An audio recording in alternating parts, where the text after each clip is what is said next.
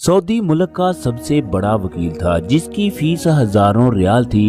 एक पाकिस्तानी ड्राइवर की बीवी रियाज में उसके दफ्तर के बाहर पहुंच गई। सेक्रेटरी ने उसे अंदर जाने की इजाजत ना दी। वो कहने लगा, साहब से मिलने के लिए पहले अपॉइंटमेंट लेना पड़ती है। उसकी आवाज सुनकर सऊदी कफील भी बाहर आ गया। चनाचे उसने पाकिस्तानी ड्राइवर की बीवी को दफ्तर में बुलवाया। वो 21 साल की एक खूबसूरत और दिलकश लड़की थी। देखने वाले उसे देखते ही रह जाते। उसका हुस्न किसी हूर से कम नहीं था। सऊदी कफील की नजर उस पर जम चुकी थी। उस 21 साल की पाकिस्तानी ड्राइवर की बीवी ने अपनी गर्दन से सोने की एक चैन को उतारा और टेबल पर रख दिया। आंखों में आंसू भरे सऊदी वकील से हाथ जोड़ते हुए कहने लगी, मेरे शौहर के साथ बहुत जुल्म हुआ है। खुदा के लिए इन्हें इंसाफ दिलाएं। ये मेरी माँ की आखिरी निशानी है। ये मैं आपको देने के लिए तैयार हूँ। भले आपकी नजर में इसकी कोई कीमत नहीं है, मगर मेरे लिए ये पूरी दुनिया से ज्यादा कीमती है। ये कहते ही उसके खूबसूरत होंठ कपकपाने लगे। सऊदी वकील को उस पर तरस आ गया।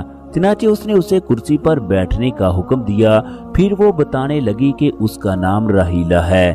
उसका बाप एक मजदूर था। उसकी बड़ी बहन यूनिवर्सिटी में जेरे तालीम थी कि उसे किसी लड़के से प्यार हो गया। चनाचे उस लड़के ने इस्तेमाल करने के बाद बेवफाई की, जिसको मेरी बहन बर्दाश्त न कर सकी। चनाचे मेरी बहन ने खुद को खत्म कर लिया। मेरा बाप ये सदमा बर्दाश्त न कर सका। चनाचे 1 महीने के अंदर अंदर वो भी इस दुनिया से रुखसत हो गया।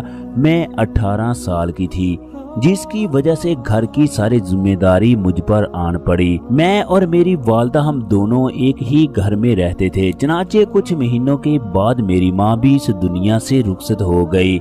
मैं तन्हा रह गई। मेरी जिंदगी इंतहाई मुश्किल हो गई।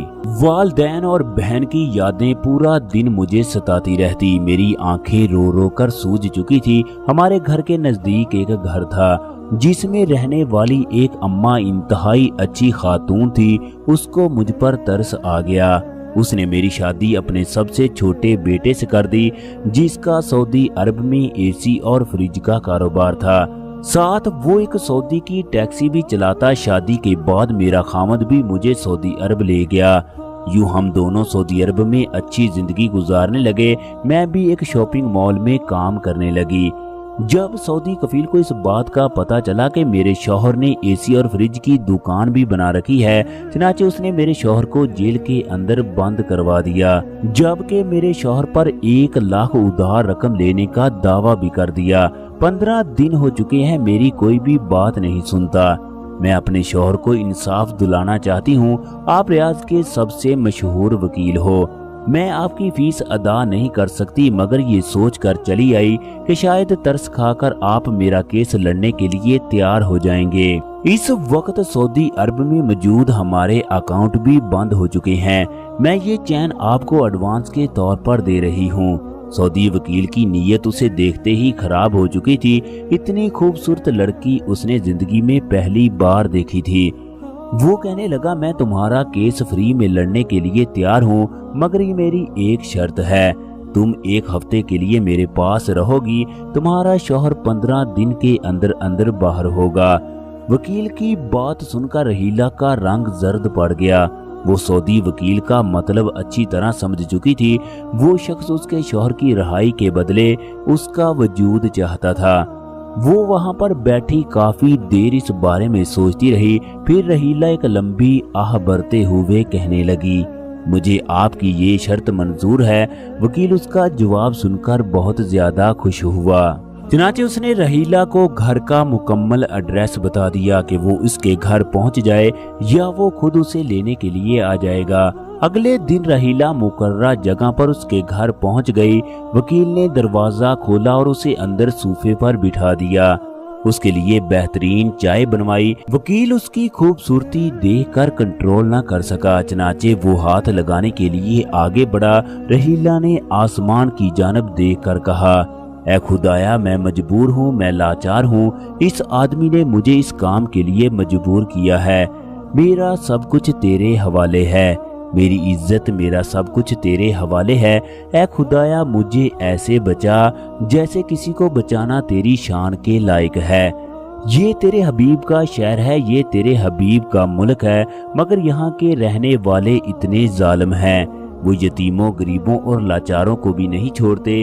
اے خدایا میں تو بے بس ہوں، مگر دنیا کی ہر چیز پر تیرا کنٹرول ہے۔ کل آخرت میں مجھ سے سوال نہ کرنا، بلکہ اس آدمی سے پوچھنا تم نے میری بندی کے ساتھ کیا کیا۔ اس کے بعد رحیلہ اپنے بیگ سے قرآن مجید نکال کر کہنے لگی، آج اس گھر میں جو کچھ ہوگا یہی میرا ضامن ہے کہ میں نے کوئی کام جان بوجھ کر نہیں کیا۔ رحیلہ کی باتیں سن کر اس آدمی پر ذرا برابر بھی اثر نہ ہوا، چنانچہ وہ ہاتھ لگانے کے لیے جیسے ہی آگے بڑھا تو اسے ایک زوردار جھٹکا لگا جس نے اسے پیچھے ہٹنے پر مجبور کر دیا۔ درد کی وجہ سے اس کی آواز باہر سنائی دیتی۔ چنانچہ وکیل نے رحیلہ سے معافی مانگی، اس سے وعدہ کیا کہ وہ اس کا کیس بغیر فیس کے لڑے گا۔ کچھ ہی دنوں کے بعد رحیلہ کے شوہر کا کیس سعودی عدالت میں چلنے لگا۔ سعودی کفیل انتہائی لالچی انسان تھا، اس کا ایک ہی مقصد تھا، وہ کسی بھی طریقے سے اپنے ڈرائیور سے 1,00,000 ریال وصول کرے۔ جب اسے اس بات کا پتہ چلا کہ اس کے ڈرائیور کا وکیل شہر کا انتہائی نامور وکیل ہے، وہ 15 دن سے پہلے اس کے ڈرائیور کو باہر نکال لے گا۔ چنانچہ سعودی کفیل وکیل کے پاس جا کر کہنے لگا، آپ اس کیس کو چھوڑ دیں، میں آپ کو 20,000 ریال دینے کے لیے تیار ہوں۔ وکیل نے دل دہلا دینے والے الفاظ کہے، تم میرے قدموں میں دنیا کی ساری دولت بھی رکھ دو تب بھی میں اس کیس کو نہیں چھوڑوں گا۔ تمہارے ڈرائیور کی بیوی میری بہن ہے اور دنیا کا کوئی بھی انسان یہ نہیں چاہتا اس کی بہن کا شوہر جیل میں ہو۔ سعودی کفیل کو وہاں سے بھی منہ کی کھانی پڑی، چنانچہ وہ وکیل سے نا امید ہو کر واپس آ گیا۔ مقررہ تاریخ کو رحیلہ اور وکیل سعودی عدالت میں پیش ہوئے۔ وکیل نے یہ ثابت کر دیا کہ وہ دکان ڈرائیور کی نہیں بلکہ میری ہے، یہ میرے پاس کبھی کبھی آ کر بیٹھ جاتا تھا، آپ لوگ کسی سے بھی جا کر پوچھ سکتے ہو۔ چنانچہ جب عدالت نے پتہ لگوایا تو وہاں پر موجود ہر شخص نے یہ گواہی دی، یہ دکان فلاں وکیل کی ہے۔ وکیل نے پہلے سے ہی وہاں پر موجود دکانداروں کو آگاہ کر رکھا تھا، چنانچہ اس طرح الٹا ڈرائیور کے وکیل کو نہ صرف جرمانہ ہوا بلکہ اس نے رحیلہ کے شوہر سے معافی بھی مانگی۔ یوں 2 تاریخوں کے بعد رحیلہ کا شوہر واپس آ گیا۔ رحیلہ کی آنکھوں میں آنسو تھے۔ جو آدمی اس کی عزت کے ساتھ کھیلنا چاہتا تھا، آج اسی آدمی نے اس کے شوہر کو آزاد کروایا۔ خواتین و حضرات، اگر انسان کی نیت ٹھیک ہو تو خدا بھی وہاں سے راستے نکالتا ہے جس کے بارے میں کسی نے سوچا بھی نہیں ہوتا۔ خدا تمام پردیسیوں کی حفاظت فرمائے، آمین۔